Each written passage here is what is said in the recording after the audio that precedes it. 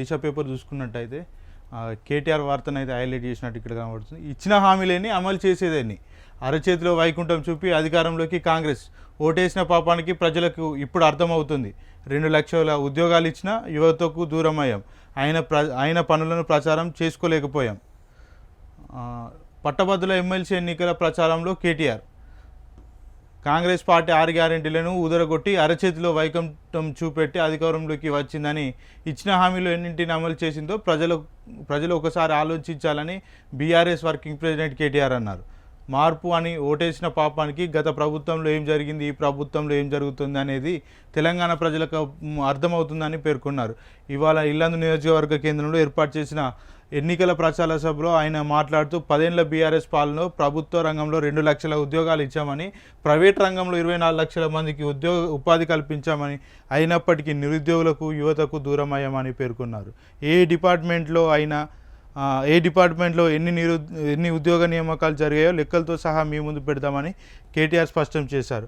అయితే తాము చేసిన పనులను సోషల్ మీడియా ద్వారా ప్రచారం చేసుకోలేకపోయామని కేటీఆర్ అన్నట్టయితే ఇక్కడ వార్త చూడవచ్చు. అదేవిధంగా విద్యావంతులు ఆలోచించాలి. ఖమ్మం, నల్గొండ, వరంగల్ పట్టభద్రుల ఎమ్మెల్సీ ఉప ఎన్నికల్లో ఒకవైపు బిట్స్ పిలానీలో చదువుకొని గోల్డ్ మెడల్ సాధించిన అభ్యర్థి, మరోవైపు బ్లాక్మెయిల్ చేసే అభ్యర్థి మరోవైపు నిలబడ్డారని, విద్యావంతులు వాస్తవాలు తెలుసుకోవాలని ఆలోచించి ఓటు వేయాలని కేటీఆర్ సూచించారు.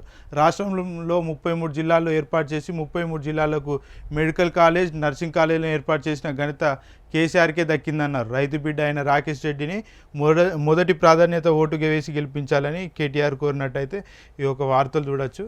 మొత్తానికైతే చూసుకున్నట్టయితే తెలంగాణలో ఏదైతే బీఆర్ఎస్ హయాంలో 2 లక్షల ఉద్యోగాలు ఇచ్చాం, అయినా కూడా సోషల్ మీడియా ద్వారా ప్రచారం చేసుకోలేకపోయినాం, మేము ప్రచారంలో విఫలమయ్యాం తప్ప యువతకైతే న్యాయం చేసినామని అయితే కేటీఆర్ అయితే ఈరోజు ఈరోజు జరిగినటువంటి సభలోనైతే చెప్పినట్టు మనకి ఇక్కడ అర్థమవుతుంది.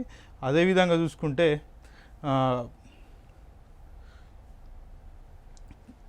33 అంటే తెలంగాణలో ఉన్నటువంటి 33 జిల్లాలకు కూడా ప్రభుత్వ కళాశాలలు ఏర్పాటు చేసిన ఘనత కేవలం కేసీఆర్కి దక్కిందని అయితే కేటీఆర్ ఇక్కడ చెప్పినట్టు కనబడుతుంది. అదేవిధంగా ఏదైతే రాకేష్ రెడ్డి ఉన్నాడో ఆయనను బలపరిచి 3వ నెంబర్లో ఓటేయాలని చెప్పడైతే జరిగింది.